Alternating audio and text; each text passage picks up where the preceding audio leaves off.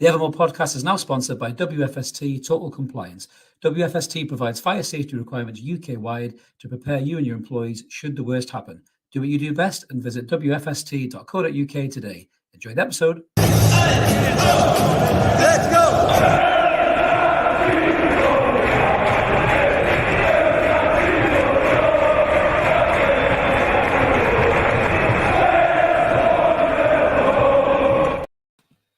Good evening, everyone. Welcome back to the Evermore YouTube channel. It's the Evermore podcast on Wednesday night, live at 7 with your host, Chris. And I've been joined by two people who I can tell you are better football managers than Sam Allardyce. That's for damn sure. I've got Lee Forster and I've got Simon with us. How you doing, guys?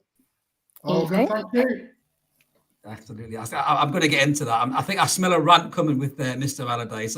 Check the channel. I'm thinking the next couple of days, I might have to have one of my little rants about that. I can't believe the arrogance of that man. He's never changed, has he, all them years? He's never changed at all. But we're talking about Newcastle. Fuck Sam Allardyce. We'll probably get into that in the Leeds preview, I'm sure. But just before we get stuck in, little reminder to anyone who's new to the channel, if you haven't already, click subscribe. Mark's done a little job here on the subscription button, as you can see. He's been playing with his gadgets. So we are over 3,220 subscribers now. So unbelievable. We've had loads of people click the button over the last few weeks. So we really appreciate it. Loads of room for you and Evermore. We've got the 2 weekly shows. This one you're about to watch Monday night and pop-up videos left, right and centre. All things Newcastle. So click it, enjoy it, and come and join us. So we're going to get stuck right here. We are live tonight as well. Everyone jump in the comments. Feel free. We've got loads of comments in here already. Carl has been waiting for a while. He's probably more ready than we were, to be fair. BT's in here as well. We've got Roger in the house. George is here. Also, Jack is in as well. So let's dive straight in then, because it's brilliant to talk about Newcastle United, and it's brilliant to talk about the handsome devil that is Callum Wilson. So I'm gonna start with you, Lee, because I'm saving Isak for Simon because I know how much you love him. So starting with Callum Wilson for you, Lee. I mean, Callum's had an unbelievable season. Just to remind everybody, if they didn't see this stat already, Callum has had the most goals in a calendar month since, I can't believe I'm saying this, September 1999, and the great Alan Shearer himself, the best number 9 we've ever had. Lee, how good is Callum Wilson playing right now, mate? I would say it's been an up and down season for him, to be honest with you, though. Well, not this month, though, mate. He's been electric this month, to be fair. He's outscored Haaland. Yeah, when you're looking over the season as a whole, though, I mean, when you look at back in October, end of October, we played Villa at home. We absolutely gave them an absolute hiding, much to the delight of many of us in the group, not to the delight of some. At that point, I mean, he scored 2 goals that day, got an assist, and at that point, not long before the World Cup, he was at 9 games, 6 goals and 2 assists. And let's be fair, effectively, he was a man on a mission to make that World Cup squad. He seemed to throw all his eggs into that basket. And in the end, he deservedly made the World Cup squad. He went off to Qatar. He had 2, I would say, relatively short substitute appearances. So I expected him to come back from Qatar fully fit, ready to go, energised and what have you. But we can't beat around the bush. When he came back from Qatar, the fella looked jaded, he looked tired. There was a lot of rumours of illness, some rumours that were never confirmed about potentially long COVID. And after the World Cup, he had 8 games, he scored 1 goal and got 1 assist. I think the game that summed that period up for him was the League Cup semi-final at Southampton, where he really struggled. He wasn't making the runs down the channels or anything along those lines. He wasn't bullying defenders the way he does. And I don't think I'm alone in saying that I was probably questioning his long-term future at the club. I saw a lot online, social media, people saying, is he the player to take us forward if we qualify for Europe and what have you? But you talked about April.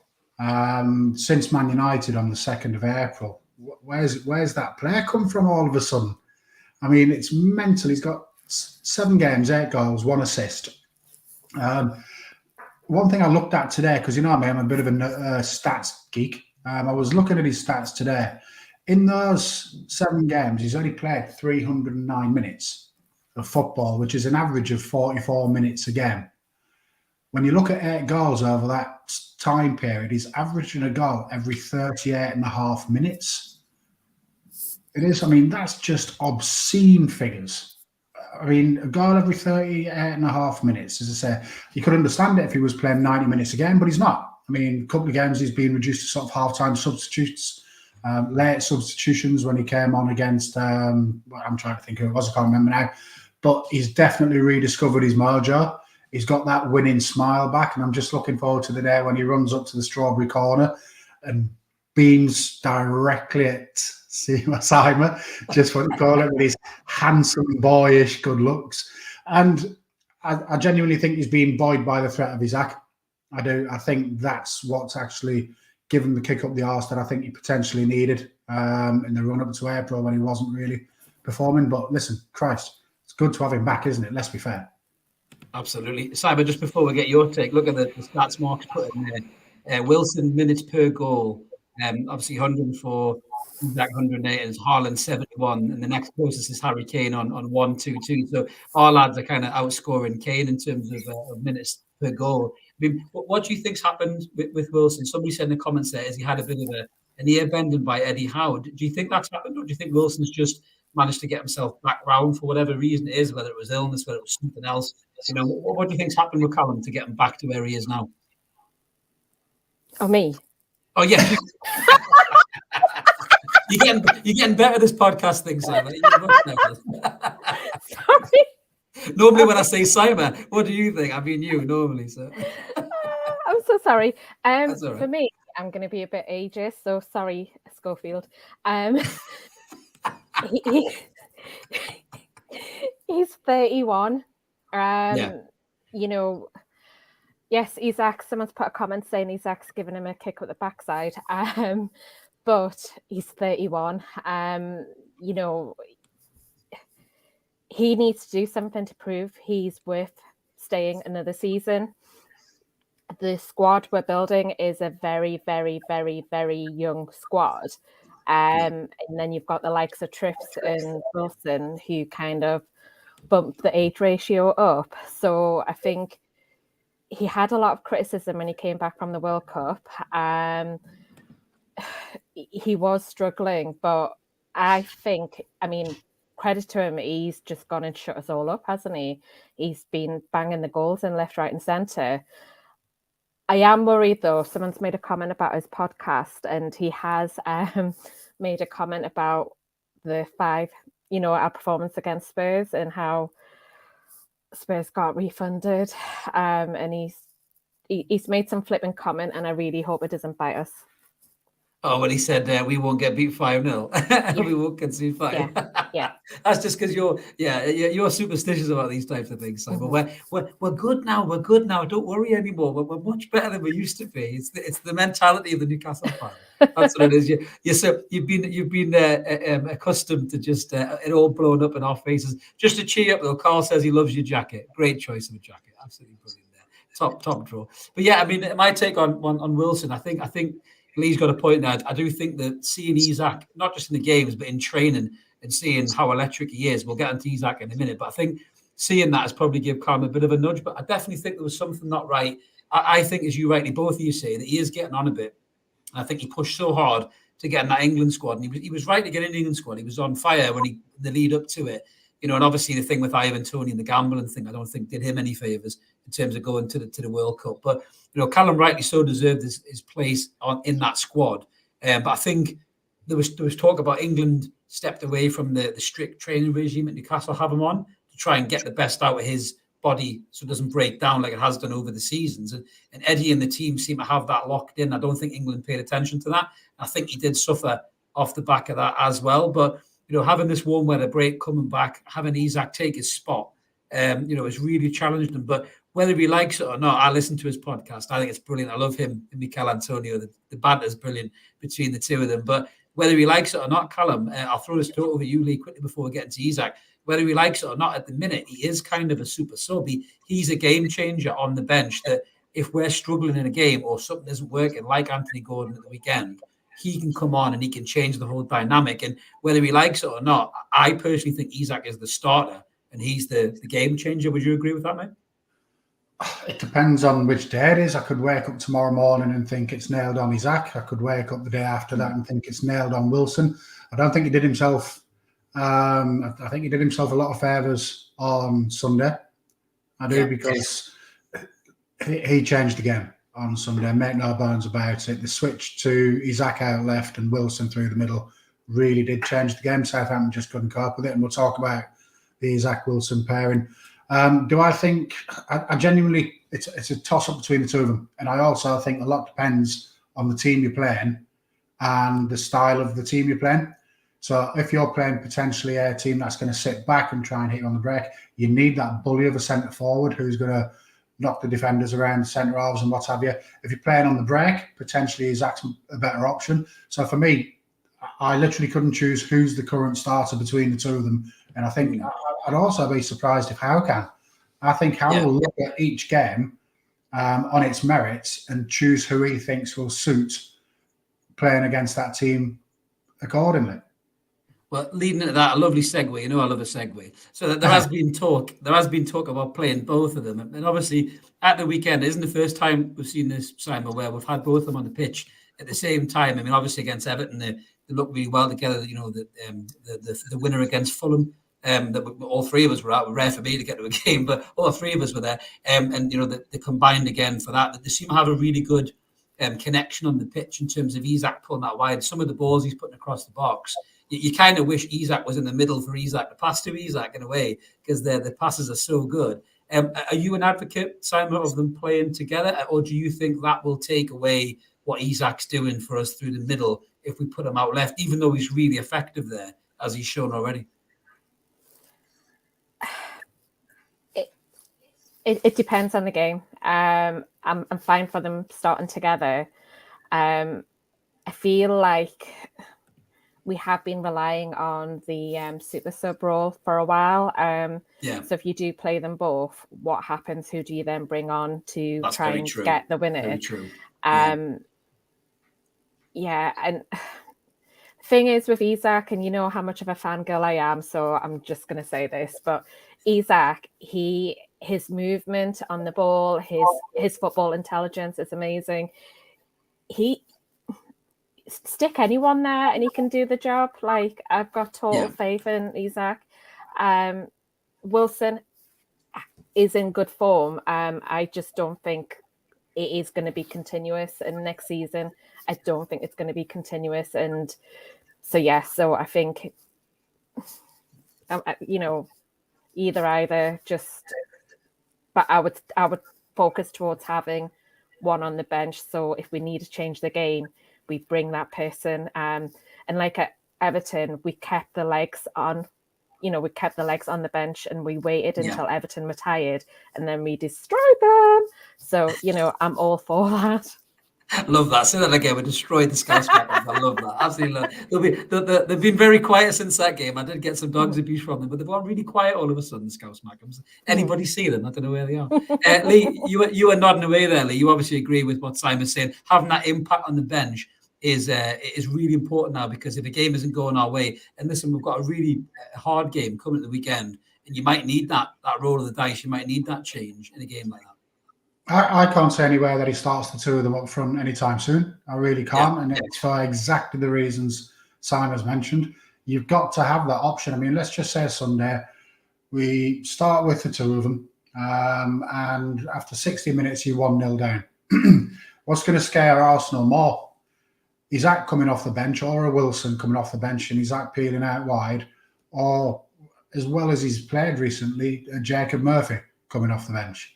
For me, we've got to continue with the same formation we've got, utilising the players that have done it so well, in fairness, for the last few months and what have you, and let them keep driving each other in terms of performance. And if after an hour Isak's not getting any change, in the same way that he wasn't, I'm trying to remember a couple of weeks ago, I can't remember the game it was, bring Wilson on and have a change in terms of personnel and positions. And we've seen over the last few weeks, it does have the ability to change games. Teams don't know how to cope with it.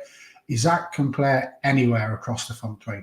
He can play right, as we saw in the League Cup semi-final down at Southampton, when Simon made lots and lots of appearances on TV. As always. When Isak literally embarrassed, is it Castella Carr, whatever his name is, the lad who Jacob Murphy waved at? He did the same at the Etihad with Akanji, embarrassed him playing down the right-hand side. I definitely think Isak can play as a 10 in behind, an out-and-out striker. I think he can he can do that. And on the left, we've seen what he can do. I mean, we saw what he couldn't do on Sunday. Southampton couldn't handle him. We saw, the assist to Everton, which he never got credited for.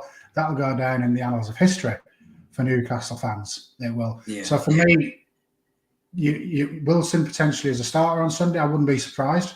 Yeah, but whether Almiron's performing or Murphy's performing, Isak is your impact, and you can play him anywhere across that line. And I genuinely think I would definitely go with Simon and carry on doing what we're doing and using the two of them when we need them. Because another thing we are doing, we're running teams into the ground for the first hour, and that's what we did at Everton last week. We literally ran them into the ground for the first 60 minutes. They had no legs left. And then all of a sudden you're bringing on subs of that quality, and teams just haven't got an answer to it, because this is the fittest Newcastle team I've seen in my lifetime. I've never seen a team in black and white stripes this fit. They're like Duracell bunnies in black and white shirts. They really are. They just keep going and going and going. And it's such a step change from what we had less than 2 years ago, when we had players blown out of their arses after 15 minutes. So long way of making a very, very short point. We stay with what we're doing, and we interchange the two. Yeah, good point. Just before we move on to the next point, I noticed BT has said that we're not on HD tonight, and Mr. Carter has said my forehead is. Now, Mr. Carter is just about to go and cheat on us with another channel, so you keep quiet, Mr. Carter. I'll be putting you in the reserves for a few weeks, you cheeky bastard. And don't you encourage him, Ash. He doesn't need enough encouragement from you, mate. But yeah, so just I suppose you're right what you're saying there, guys, that it's so tempting to play these two players together. We had the same situation with Cisse and Bar, didn't we, a few years ago, when we tried to shoehorn them both into the same team. And I think we ended up affecting Demba Bar's game by moving him out left. And he was nowhere near the same impactful player that he was when he was through the middle. And it's so tempting to do that. But football's about squads. You look at the big teams. We're a top four side right now. Hopefully we'll finish a top four side. We'll move on to that in a second. But big top four sides have squads, and they rotate squads, and different players bring different parts to those teams and to those moments in games where you think it's not going right for this player. Right, that player is the player for this particular team to unlock the side. So I think because we've been so accustomed to just having one decent player, I think it's so tempting to do that. Some more comments coming in there.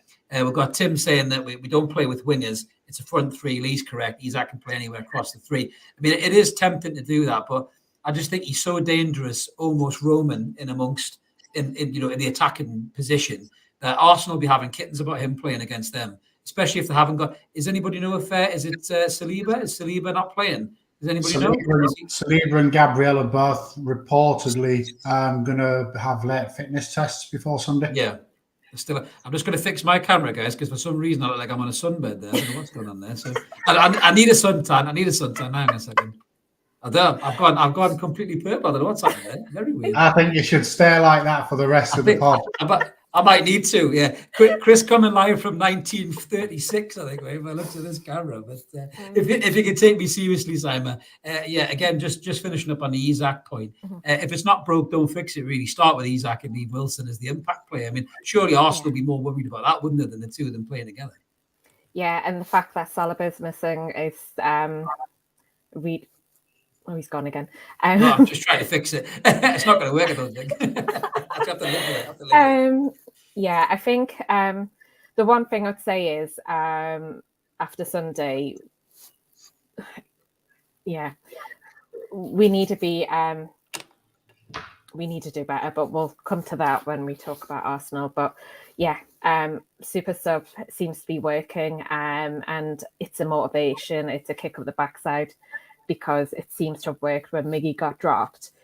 I did kind of say I might go and have a word with Jack Grealish again, but I didn't need to, because Miggy came back and he scored. So it would never be that mean. Don't judge me. But dropping some of the players has seemed to have given the motivation. Yeah, super. I'm distracted by the comments here. Some of the lads are trying to tell me how to fix this. Rod, just help me refresh. You just get your point across, Lee. I'm going to quickly refresh. I'll come straight back. Just on the subject of Isak, and Simon might beat me around the head next time you see me for this. When we first signed him, I was genuinely worried about the physicality of the league for the lad, because Premier League centre-halves are notoriously what you call it, big lumps who will kick 7 barrels of shit out of you. I mean, I was clearly wrong because he's not done too badly so far. But what I would say to you, I still think the best of him is to come, because if you look, somebody shared an image on social media the other day of Joe Linton when he first signed. And he was literally half the size of he is now. He arrived at a flyweight and he's now looking at like a cruiserweight.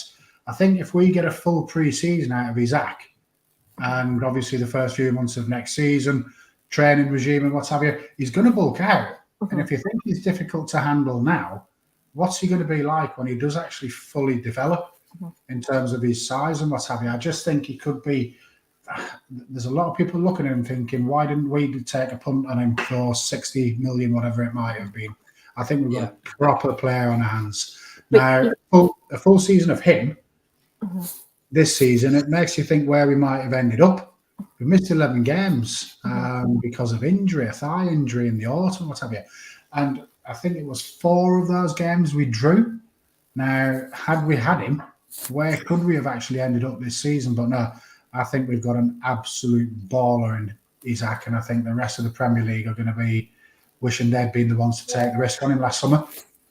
Absolutely. As you can see, I'm now developed from the negative photograph I was a second ago. So thanks to Roger for that comment. He sorted me out there. But Simon, and just talking about that build of Isak. I mean, Henry was never massive, was he? He did fill out from when he first signed, and there's a lot of similarities between Henry and Isak. You know, that's been drawn by a lot of people. I don't think Isak potentially has to get huge in the gym, maybe a little bit stronger, but he relies on that speed, doesn't he? So I think he's always going to have that slightness about him. Yeah, so I get what you're saying, Lee, and you've seen it in the likes of, like, obviously Joe Linton, Goretzka. They bulked out from being quite tiny little players. But I think with Isak from day one, I've said he's amazing. His movement on and off the ball, he loses players. He's all over the pitch. He's just amazing. I take no bad words about him, but as well, sorry. He's from, like, his ancestry, or he's Swedish Eritrean, and he shares the same kind of build of, like, the mass population. So I don't know. I'm trying to word this properly. Genetically, you might not. Genetically, yeah. I'm not sure whether he could bulk up. I'm sure he could, but I don't think he needs to. I really don't think. He's got the pace, he's got the movement, he's intelligent, and he knows how to shake people off the ball. Do you know what I mean? It's like, I mean, you saw the 2 assists that he's had, the one that he didn't get given, but he's very similar to Musiala and how he fights through people. You know, he's got 5 people in front of him and he still gets the ball to where he needs it to go. And that's a skill. If he bulks up, can he still do that? I'm not asking him to bulk up to the size that Joe Linton is, because he wouldn't be as effective if he was the size of Joe Linton. Let's be honest. Just a little bit stronger, Lee. A little bit. Yeah, stronger. a few extra pounds of muscle. If you go back to when Thierry Henry first came into the Premier League, he was a very similar build to Isak. He was very, very thin, very wave-like sort of thing. But even Thierry Henry put on a few extra pounds of muscle. You know? And I think that made a significant difference to Henry's ability to cope with the rough and tumble, if you like, of the Premier League. Because the defenders are a pain in the arse and they will kick lumps out of you.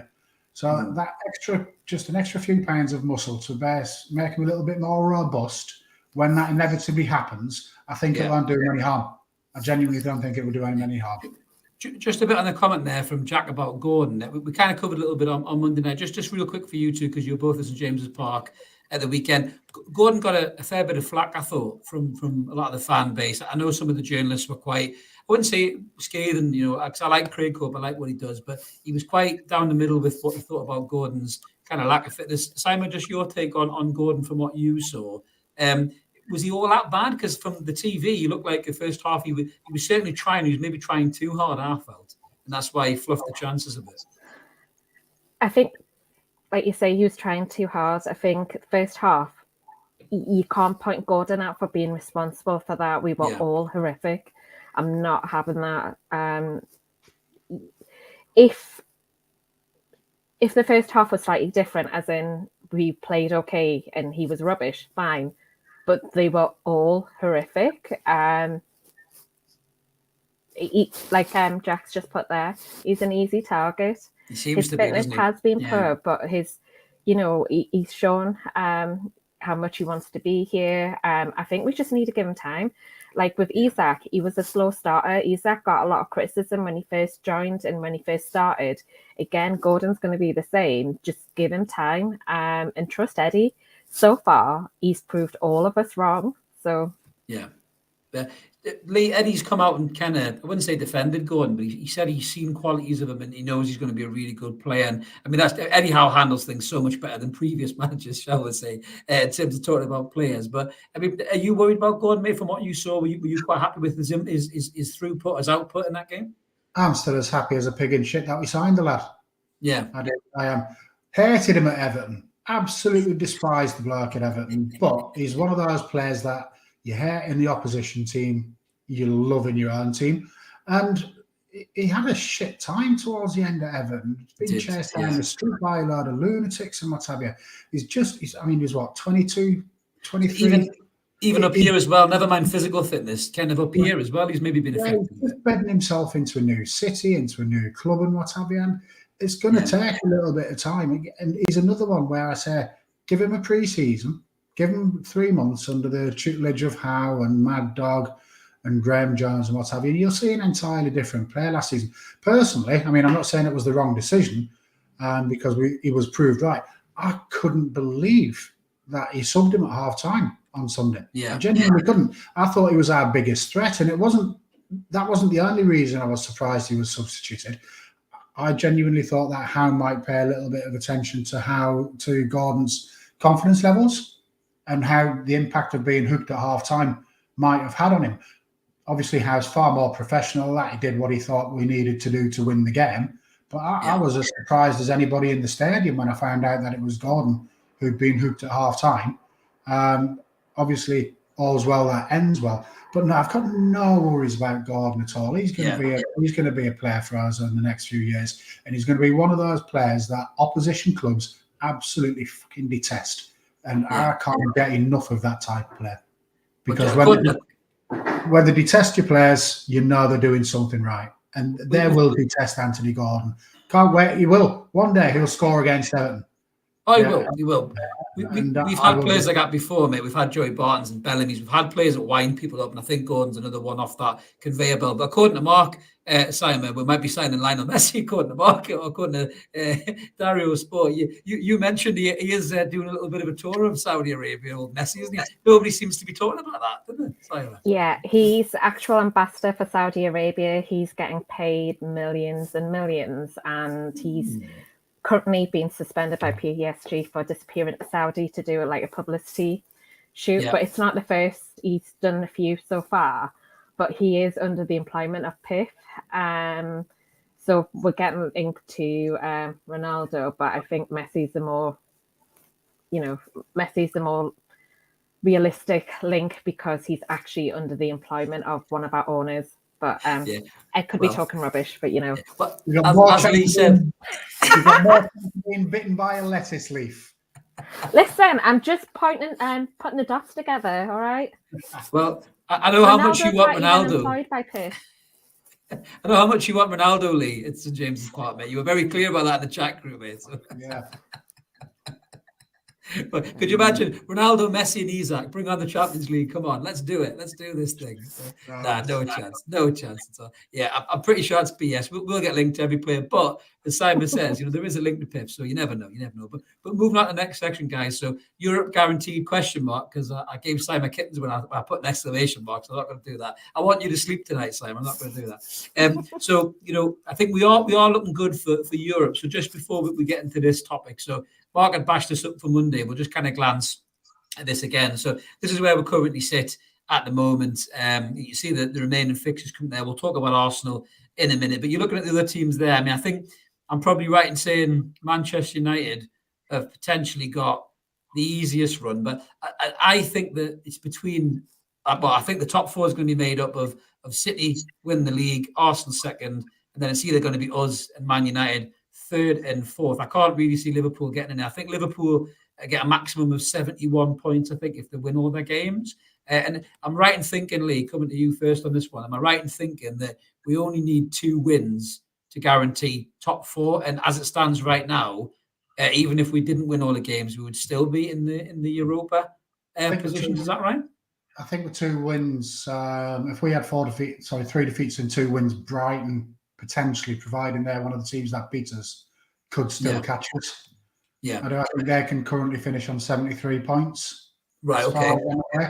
With their games left. I think it's worth saying, though, but despite the media narrative, any Newcastle fan that I've spoken to, anybody that you've spoken to, no doubt, this season, at the start of the season, would have finished for a top 10, top 8, potentially. Would have been happy to push challenge for the Europa League or even the Conference League.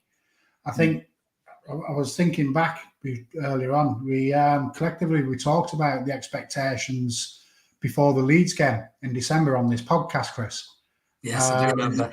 And there was some daft talk from somebody about winning the league and what have you. And at that point, we were on 13. we were on 33 points from 16 games, hence where that sort of lunatic talk came from. I said back then we needed to average 1.7 points per game from the remaining 22 games to get us on to 71. Yeah. And I thought that was a tall order. Unbelievably, since then, we've averaged 1.88. Wow. Which is, and that consistency over the course of the season deserves Champions League football. And for that reason, I'd be absolutely gutted now. I'd probably be as gutted for the players and the manager and the coaches and Mad Dog and what have you, and even the owners, as I would be for the fans, because they deserve it based on the performances over the course of the season. If I keep talking about points per game, we need 1.2 points per game from our last 5 to get to 71, which will, I'm absolutely certain that 71 points will do it. It would mean Liverpool have to win all of their games. We wouldn't be able, if we picked up 72, 73, I think we rule Liverpool out. And as I say, I'd be gutted now if we didn't get Champions League. I said all season, we'll finish where we finish. If it's top 6, brilliant. If it's top 7, brilliant. It's European football. But to come this close and still be worried about falling out of that top 4, that's just a massive worry for me. I mean, by the time, I know we're going to talk about Arsenal, by the time we play Arsenal on Sunday, Liverpool potentially could be 3 points behind us. Admittedly, we'd have 2 games in hand on them, but one of those games is Arsenal on Sunday. Can't understate how big a game it is on Sunday. And as I say, we'll talk about that. But coming back to Europe, I was at the Benfica game in 2013. It was my lad's last, obviously, European game. He was only 8 at the time, and he won't remember any of it, I wouldn't have thought. He'd not been to many games back then. I just can't wait to see him at a European night, hopefully with that Champions League music blaring out. I expect War Flags will do big, big things for European nights at St James's Park. We've already talked about travelling abroad next season. I think he thinks we're going to tie it in as a holiday. I think he was a bit shocked to find out that, no, we fly out, take the game in, fly back on the same day. Fly back on the same night, I think he thought we were going to be stopping in a hotel or the swimming pool and whatever. But I mean, bring it on, wherever it is. Listen, if we finish in 5th and we get Europa, or we finish in 6th, it's not going to happen, by the way. But if we finished in 5th, we've had a fantastic season. Champions League will just be the cherry on the top. It would be, absolutely. I can't wait to see who's doing a travel blog for the channel first, you or Simon. We'll have to flip a coin and see who's going to do that. Just before I get your take, Simon, great comment there, George. Beardsley is greater than Messi. I could not agree with you more, mate. I think Messi used to watch videos of Pedro when he was younger, mate. That's my theory anyway. But just coming on to you, Simon, for Europe. Obviously, you are very cautious. Until it's done, you don't want to jinx it. You don't want to really, put your flag in and say, we're going to make it. But as Lee rightly says, I think you don't always get what you deserve in football, but I think out of everybody up there, we deserve that top 4. The way we've played all season, really, certainly in the business end of the season, I think you would feel gutted, wouldn't you, if we slipped away from that top 4 picture right at this last hurdle, wouldn't you? Yeah, I would echo what Lee said, and I know I seem to be agreeing to a lot of things he's saying tonight, which is not normal. Don't encourage him. But beginning of the season, I'd be happy not to be relegated. Then it was like mid-table. Then it's like top half. And then it was kind of like, if we get Europe, it'd be amazing. But you know what? We have like worked our asses off. We deserve top 4. We've been in it. Awesome. And we have shown the Premier League what we're all about. The European press are starting to take notice of us. I mean, I would just be devastated because the fans, the players, I mean, Europe is great. And, you know, it's amazing that we've got so far compared to everything we've seen over the years. It's just, for me right now, we have to go for Champions League. We deserve it. And the players need to want it because the fans definitely want it. It's just going to be amazing. And you know what? Our first season in Europe, say if it's a Champions League, we might not get past group stage, but we got there, we tried, and then we work on our seasons and we keep building and building. But I'll be in tears again if we got in the Champions League. Worst case scenario, we finish 5th. Worst case scenario, we finish 5th. I'd be devastated, but in the same vein, I'd feel guilty for being devastated. Do you get what I mean? Because it's sort of season you'd have I'd have sold class family members to finish 5th in the league this season, and then to be devastated actually achieving 5th, I'd feel sort of guilty for feeling that way, and sort of, Christ, I would never be classed as an entitled football fan in my life. But I just think with the Champions League, we all know, everybody knows, it just opens up so many markets in terms of revenue, exposure abroad, sponsorship, level of players and what have you. And I know, Simon, you mentioning the players need to want it. I think if you look at the interviews that we've seen recently with Joe Linton and Bruno, they clearly want it. Nick Pope, I saw being interviewed on Saturday on Sky. He clearly wants it. And for the first time last week, Eddie Howe mentioned it and said that I think they'll be as motivated now as they have been in every single game this season, because that now is their focus. And I don't think Howe's the type of manager, or we've got a squad with the characters in that are prepared to let that go without an absolute battle. Well, the confidence runs right through the team. I mean, when you've got someone like Kieran Trippier, who's wearing the captain's armband, talking the way he is about, you know, he's not shy. He's coming out saying, we want Champions League, we deserve Champions League.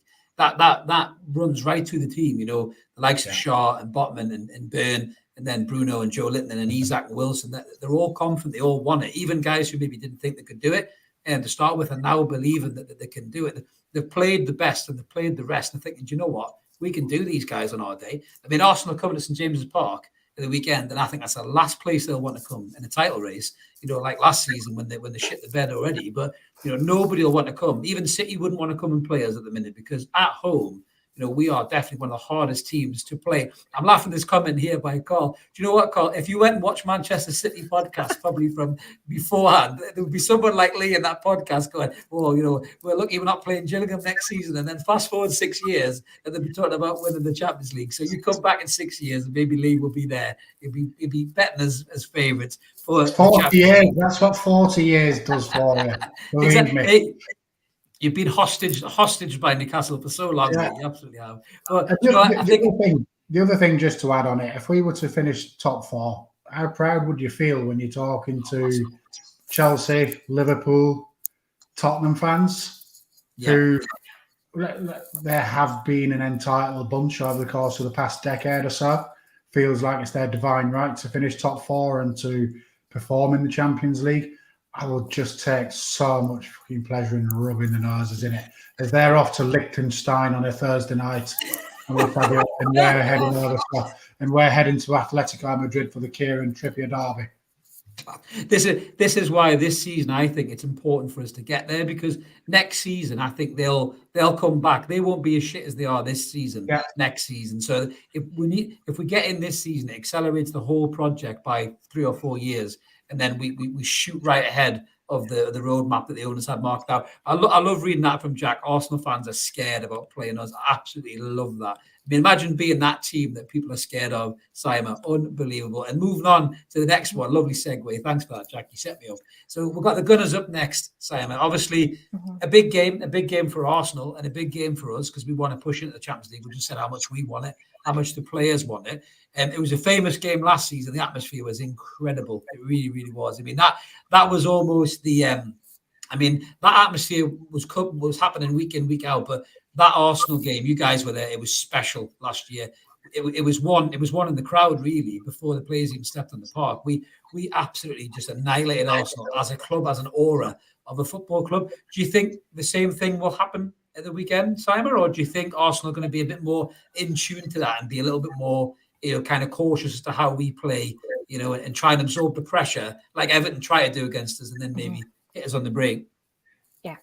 I think it's going to go one of two ways. Either because Arsenal won last night, they're going to be arrogant and completely lose their head on Sunday, which is what we pray for.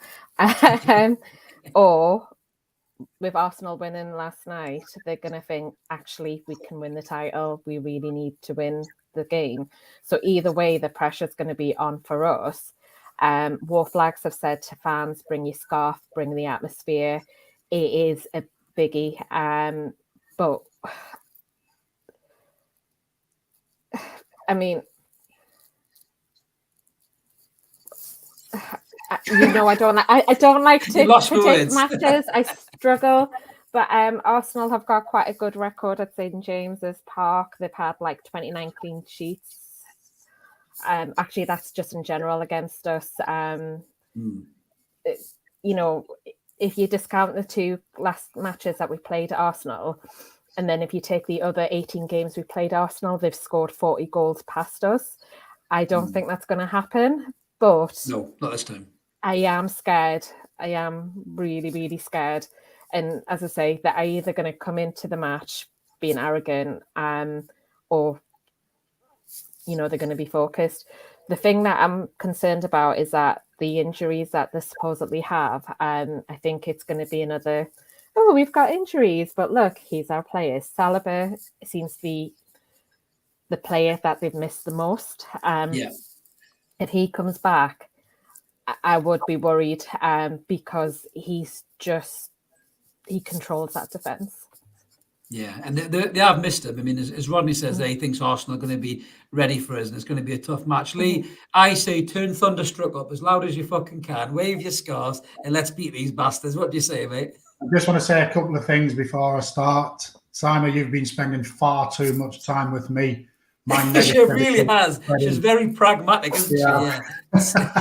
And Chris, I'm going to pull you up on something you said a little bit earlier, where you said about the atmosphere at the Arsenal game last season. You mentioned that we'd been doing it every week. We hadn't. We'd had good atmosphere. It was getting there, but it wasn't as big as that. That game against Arsenal is one of the best atmospheres I've witnessed in St James's Park in my lifetime, and that's a long time. It is. It was one of those where it was awe-inspiring. It really, really was. And I think it's fair to say that Arsenal were probably beaten before they took to the pitch. I think so.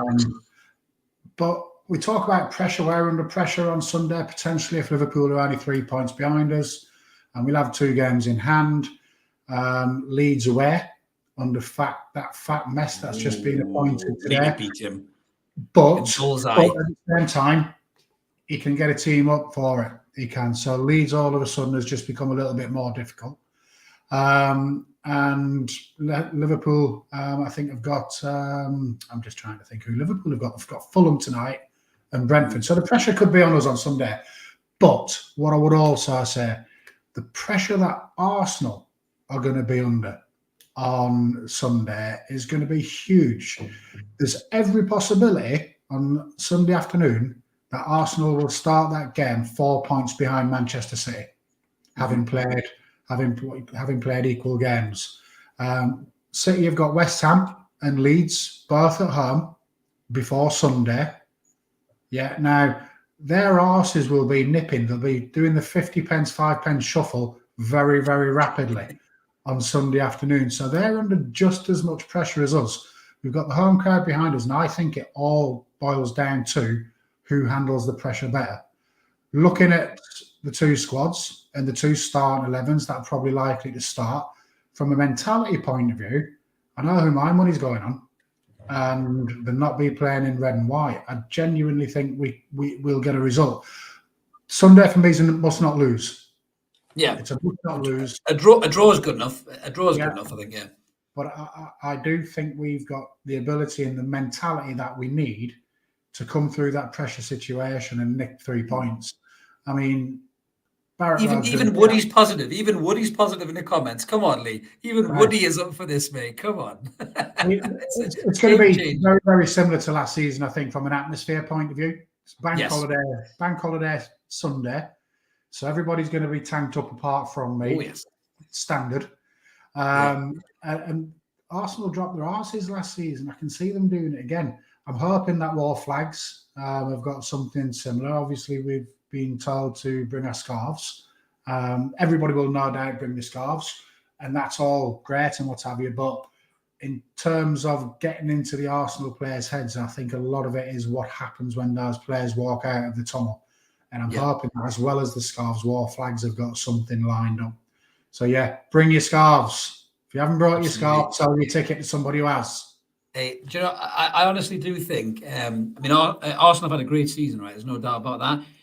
But I think that the inexperience of this squad and the kind of gut check time of this squad is starting to show now. I think Manchester City catching them up and beating them, I think, has knocked them a fair bit. And coming into that atmosphere like last season, they may think they're ready for it because they saw it last season, but they're not ready for it. And I think with the likes of Xhaka, who's a ticking time bomb in midfield, I think Bruno will be in his ear winding him up. Joe Linton will be winding him up. Honestly, I do think he'll lose his head, Xhaka.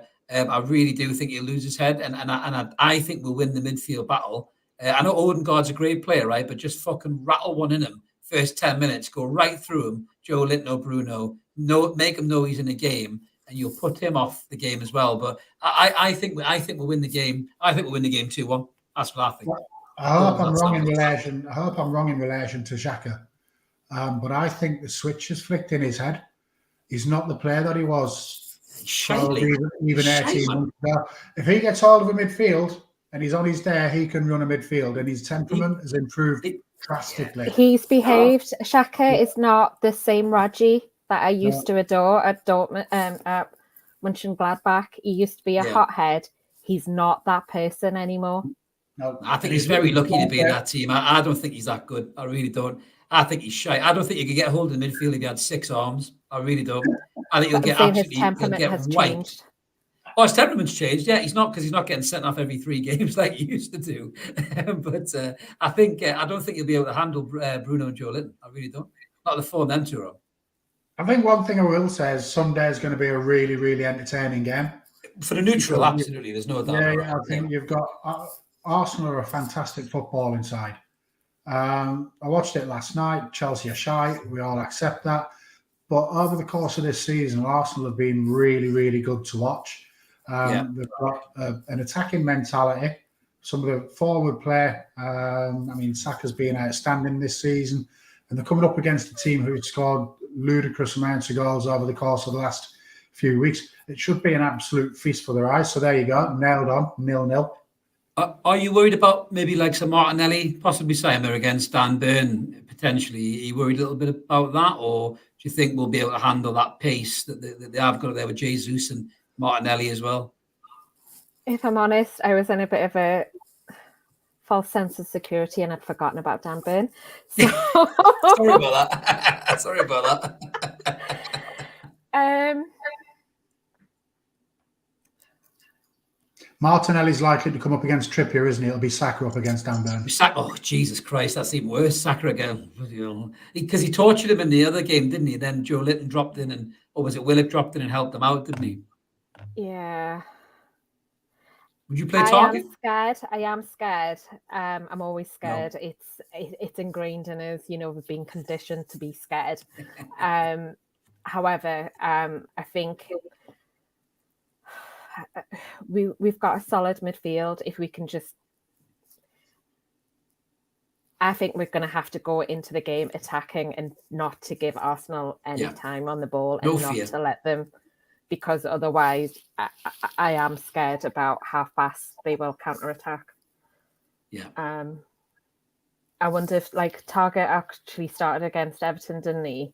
He was exhausted when he came off during that match, and I wonder whether Howe will make any changes.